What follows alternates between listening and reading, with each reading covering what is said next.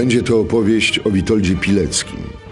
Jego patriotyzm i odwaga przeszły do legendy. Historycy piszą o nim, że był jednym z 6 najwybitniejszych organizatorów europejskiego ruchu oporu podczas II wojny światowej. Podporucznik rezerwy Witold Pilecki wziął udział w kampanii wrześniowej 1939 roku jako dowódca plutonu 19 Dywizji Piechoty.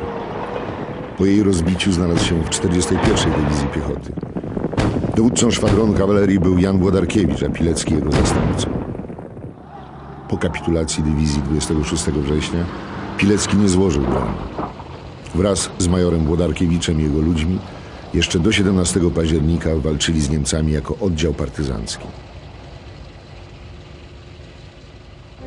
Późną jesienią 1939 roku w Warszawie przy ulicy Idzikowskiego 11 Jan Włodarkiewicz i Witold Pilecki skupili wokół siebie znaczną grupę ludzi, by założyć organizację konspiracyjną pod nazwą Tajna Armia Polski. Jej podstawowym celem była walka o niepodległość kraju.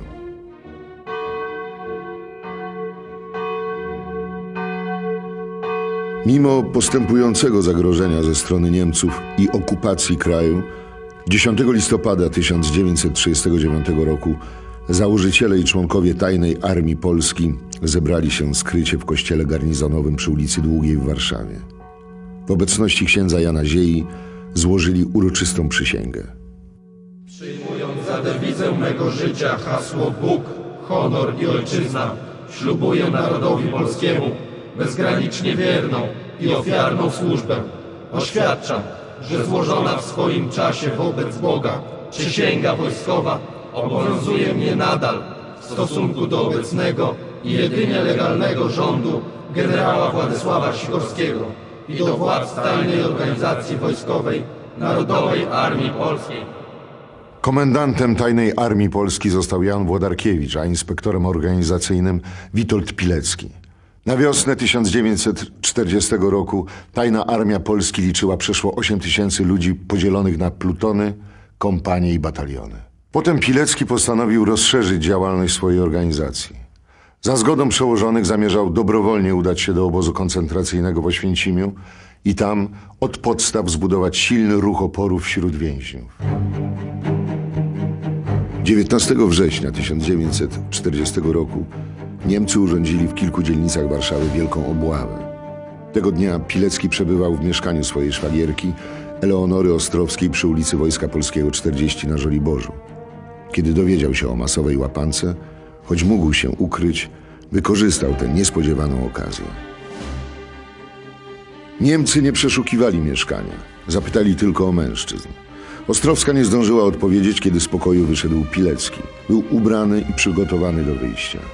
Mijając Ostrowską, polecił jej szeptem, by zameldowała o jego aresztowaniu.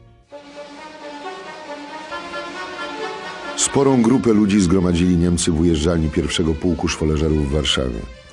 Podczas sprawdzania dokumentów więźniowie byli bici i poniżani.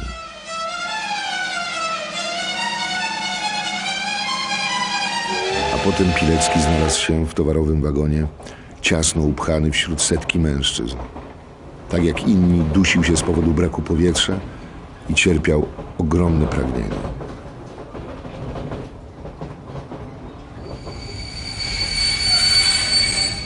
Kiedy pociąg zatrzymał się, do wagonów wpadli funkcyjni więźniowie. Rozdając na oślep ciosy, przeraźliwie krzycząc, wygonili mężczyzn na rampę. Nie szczędząc razów, ustawili ich w marszowej kolumnie. Wśród wrzasku i przekleństw eskorty ruszyli w stronę obozu. Więźniowie byli oszołomieni brutalnym zachowaniem kapów, pełni najczarniejszych myśli. Wielu z nich ocierało zalane krwią twarze. Szli w milczeniu. Niektórzy próbowali się jeszcze ratować, ale esesmani byli czujni. Seria z karabinu maszynowego dosięgnęła zbiegów.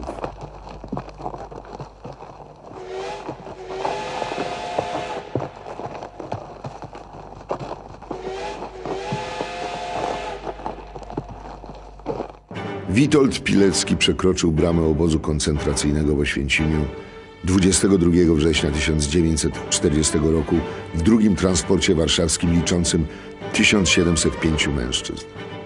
Starannie ukrywał swoje nazwisko. Teraz nazywał się Tomasz Serafiński.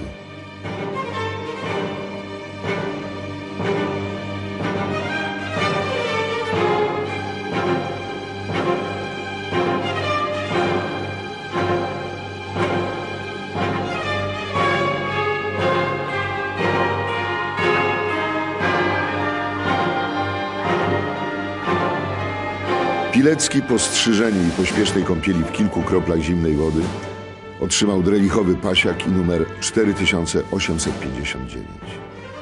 A kiedy wygnano ich z budynku, często jeszcze nieubranych i mokrych, czekała ich forsowna gimnastyka i musztra mająca zaprawić więźniów do życia w obozie. Starzy, słabi lub chorzy nie wytrzymywali tego wysiłku. Powiększała się więc szybko liczba martwych mężczyzn leżących na placu. Była to wstępna forma selekcji, by przetrwali tylko silni i zdrowi, a więc ci, którzy zdolni będą pracować dla Niemców za niewielką stratę. Potem wystąpił przed nimi Hans Aumeier, kierownik obozu. Wskazując na krematorium, powiedział, że tylko wytężona praca, dyscyplina i posłuszeństwo mogą zapewnić więźniom szansę na ocalenie, bo o wolności powinni zapomnieć. Wolność odzyskają tylko ci, którzy martwi i spaleni ulecą z dymem przez komin krematorium.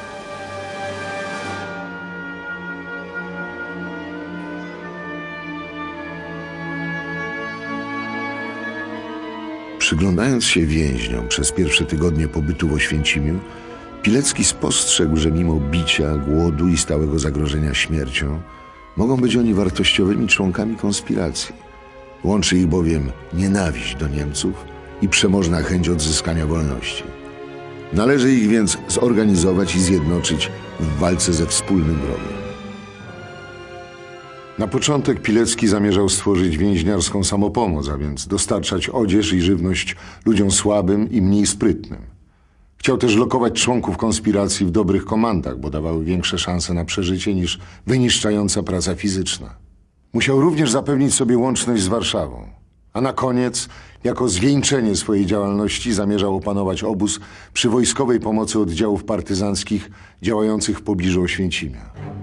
Późną jesienią 1940 roku Pilecki zorganizował pierwsze zalążki konspiracji pod nazwą Tajnej Organizacji Wojskowej. Przyjął model piątkowy, to jest 5-osobowych zespołów, które nie znały się nawzajem. Pierwsze górne piątki zakładał sam. Ich członkowie budowali następne 5-osobowe grupy, a te kolejne. W ich składzie mogli znaleźć się tylko ludzie budzący absolutne zaufanie, potrafiący znieść nawet najbardziej okrutne śledztwo i którzy mieli silną motywację do podziemnego działania. Od głębokiego utajnienia i obawy przed szpiclami zależało istnienie konspiracji w obozie.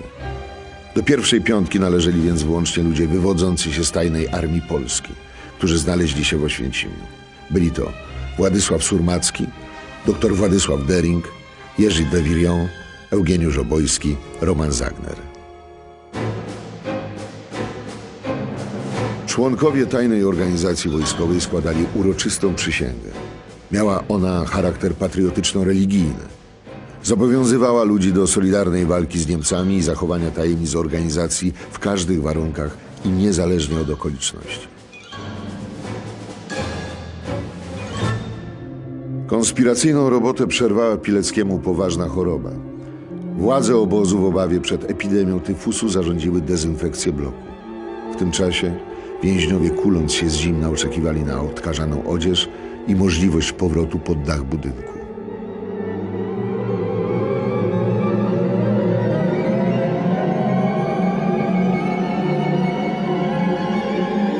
Pilecki dostał zapalenia płuc i choć miał 40 stopni gorączki, bronił się przed szpitalem. Obawiał się selekcji, zastrzyku fenolu w serce. Dopiero kilkakrotna utrata przytomności spowodowała, że trafił do szpitala. Było to jednak miejsce, gdzie nie leczono pacjentów. Czekano na ich śmierć. Dodatkowym utrapieniem była plaga tyfusowych wszy, z którymi osłabieni chorobami ludzie musieli bezustannie walczyć. Broniąc się przed pewną śmiercią, Pilecki wezwał doktora Deringa, który troskliwie zajął się chorym. Przeniósł go do innego szpitalnego bloku, gdzie były lepsze warunki opieki nad pacjentami. Po kąpieli i sulfonamidowym zastrzyku położył go do łóżka. Dopiero po 10 dniach starannie leczony Pilecki zaczął powoli wracać do zdrowia. A potem dr Dering zatrzymał go w szpitalu na rekonwalescencję i Pilecki zaczął tam pracę jako sanitariusz. Zajmował się chorymi, karmił ich, pomagał lekarzom. Była to funkcja, która dawała możliwości poruszania się po obozie. Pilecki wykorzystał ją do poznawania ludzi, stale myśląc o rozbudowie swojej organizacji. Działał ostrożnie, nie śpieszył się. Uważnie przyglądał się ludziom i tylko wtedy, kiedy miał 100% pewności, obdarzał ich pełnym zaufaniem. Jednym z nich był Aleksander Wielopolski, który pod koniec 1940 roku został niespodziewanie zwolniony z obozu. Przez niego Pilecki wysłał swój pierwszy raport do Komendy Głównej Związku Walki Zbrojnej Armii Krajowej. Opisał w nim eksterminacyjny charakter obozu i podał nazwiska zbrodniarzy należących do jego kierownictwa. Raport ten został przekazany do Londynu, gdzie rząd polski upowszechnił wiadomości o zbrodniach Niemców w Oświęcimiu. Po odejściu ze szpitala Pilecki kontynuował rozbudowę tajnej organizacji wojskowej. Dzięki znajomym dostał się do komanda pracującego w stolarni. Tam w marcu 1941 roku stworzył 2 kolejne górne piątki więźniarskiej konspiracji. Weszli do niej m.in. bracia Kupcowie, Antoni Rosa, Witold Szymkowiak, Stanisław Gutkiewicz. Później, kiedy stolarnia została przeniesiona do obszernego budynku garbarni, gdzie mieściły się też komanda szewców, krawców i ślusarzy, powstały następne górne piątki. Nie tylko mordercza fizyczna praca pod gołym niebem dziesiątkowała więźniów Oświęcimia. Zimno, głód i mokry, bagienny klimat przyczyniały się do wyniszczenia ludzi. Śmiertelność powiększały też sadystyczne skłonności niektórych funkcyjnych więźniów, większości niemieckich kryminalistów. Ze szczególną satysfakcją znęcali się oni nad ludźmi, którzy byli u kresu sił. Specjalną formą prześladowań były wielogodzinne apele. Dźwięk obozowej syreny oznajmił, że z obozu zbiegł jeden z więźniów. W takich wypadkach Niemcy stosowali odpowiedzialność zbiorową i na czas pościgu wygnali ludzi z bloku. Była mroźna, marcowa noc. Od pobliskiej Soły wiał lodowaty wiatr przenikający do szpiku kości ludzi odzianych tylko w swoje cienkie, drelichowe ubrania. Dzięki swoim kontaktom Pilecki potrafił załatwić sobie dobre, robocze komando, które chroniło go przed wyczerpującą pracą fizyczną. Nie mógł jednak uniknąć dolegliwości życia w obozie koncentracyjnym. Śmierć towarzyszyła mu na każdym kroku. Mróz i wiatr zaczęły boleśnie dobierać się do więźniów. Osłabieni głodem ludzie szybko opadali z sił.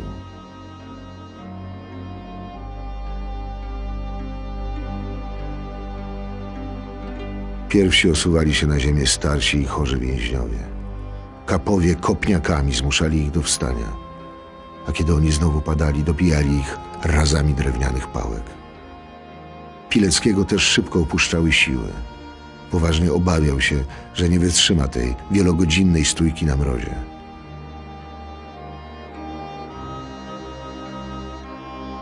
Niemcy kontynuowali pościg za zbiegiem. Świadczyła o tym kolejna zmiana SS-manów. Byli wypoczęci, najedzeni. Dla nich ten apel mógł trwać jeszcze bardzo długo. Późny zimowy świt zastał mocno przerzedzoną kolumnę więźniów. Kilkudziesięciu ludzi leżało bez życia na ziemi. Ludzie przyglądali się mordowaniu kolegów oczami bez wyrazu. Byli zupełnie wyczerpani, obojętni na wszystko. Myśleli tylko o jednym, żeby apel wreszcie się skończył. Pilecki był zupełnie wyczerpany. Spuchnięte nogi uginały się pod nim. Gdyby nie podtrzymujące go ręce silniejszych kolegów, osunąłby się na ziemię i padł pod pałkami kapów. I wtedy jeden z więźniów ruszył w stronę drutów będących pod wysokim napięciem. Pełen beznadziejnej desperacji wybrał nagłą, samobójczą śmierć, bo uwalniała go ona od wielogodzinnych tortur głodem, strachem i zimnem.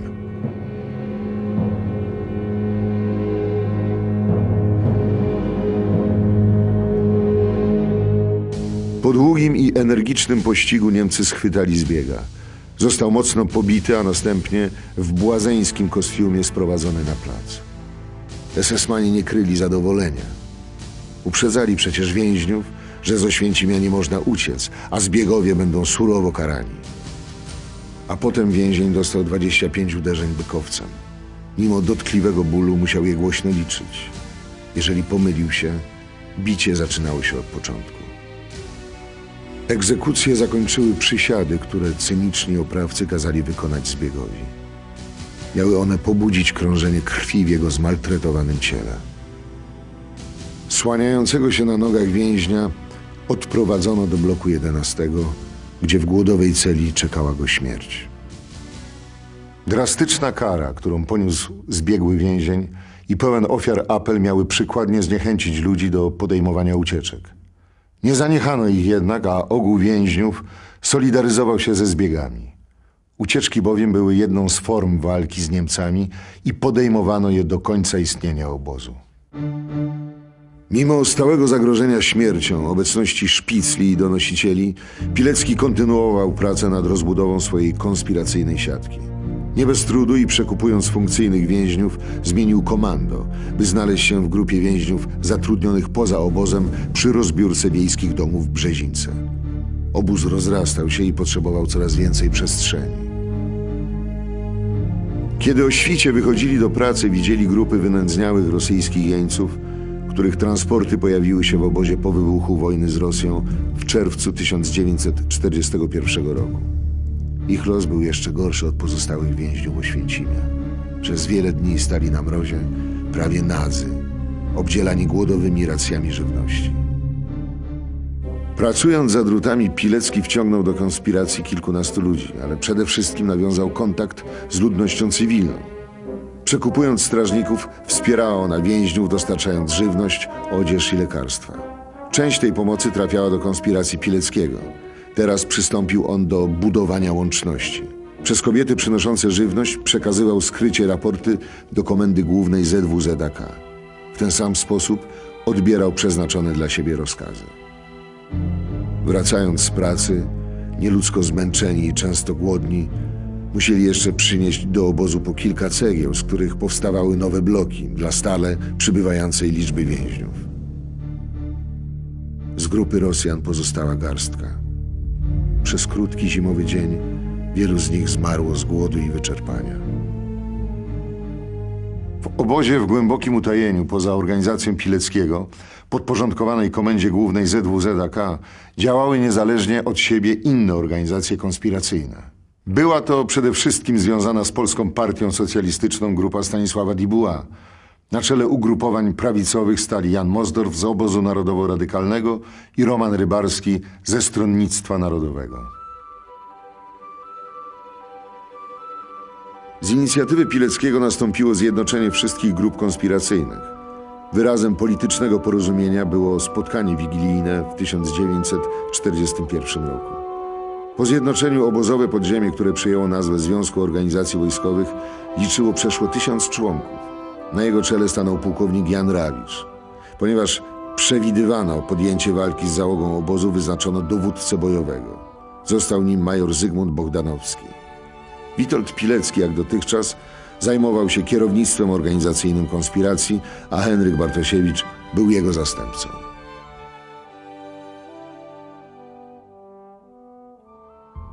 Pileckiemu nie wystarczały opracowane dotąd sposoby kontaktu z krajem.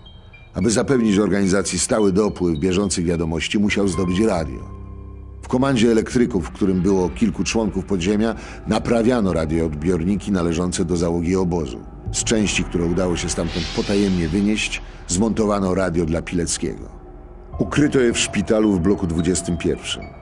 Nocą, kiedy w bloku nie było Niemców, Pilecki i wtajemniczeni więźniowie słuchali komunikatów BBC dotyczących wydarzeń w kraju i przebiegu walk na frontach. Wiadomości, zwłaszcza te krzepiące i mobilizujące ludzi do przetrwania, rozpowszechniano potem w tłumie więźniów. Była to jeszcze jedna forma walki z obozowym terrorem. Gestapo uderzyło 2 kwietnia 1942 roku. Niemcy wiedzieli już, że w obozie działa silna więźniarska konspiracja. Nie znali jednak nazwisk jej członków. Dopiero po donosie jednego ze szpicli rozpoczęły się aresztowania.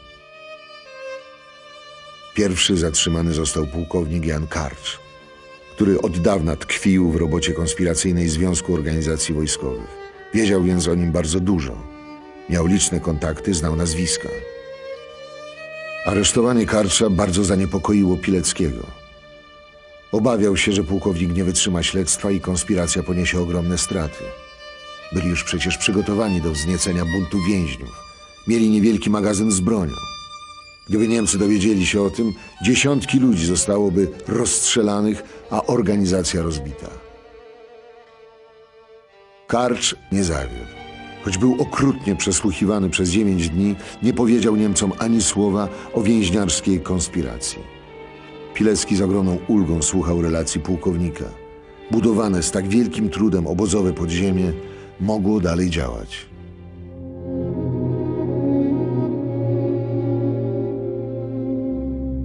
Ale wkrótce nastąpił nowy, bolesny cios. Zapełniły się bunkry 11 bloku aresztowanymi ludźmi podziemia. Ginęli oni pod ścianą straceń, w głodowych bunkrach i stojących celach.